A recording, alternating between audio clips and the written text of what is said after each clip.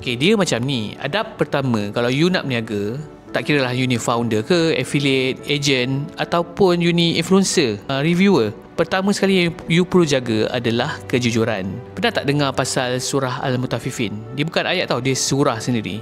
So Mutaffifin ni apa? Mutaffifin ni adalah golongan yang mengurangi timbangan. So saya bagikan dua situasi dekat sini. Firstly, you dah ada kulit yang cantik, you dah jaga, you pergi facial, you pergi spa, ataupun you pada asalnya besar, lepas tu you dah exercise, you jaga makan, you dah kurus. Tiba-tiba you review produk ataupun you buat produk, lepas tu you kata you makan benda ni berkesan. So you overclaim, tu satu lah situasi. Yang kedua, you kata produk you ni ada vitamin C, tapi sebenarnya you tak ada pun letak vitamin C ni. Orang tak boleh buktikan sebab orang tak tahu, sebab benda tu subtle, orang perlu buat lab test. You kata produk you ni selamat, tapi alih-alih sebenarnya you tahu ada merkuri, ada hydroquinone, ada tetrinoin ataupun racun-racun yang lain. So bila kita nak berniaga, firstly kita kena jaga kejujuran ni. Sebab apa? Sebab kita nak jaga trust kita dengan customer. Tu satulah. Yang kedua, keberkatan. So jelas tak?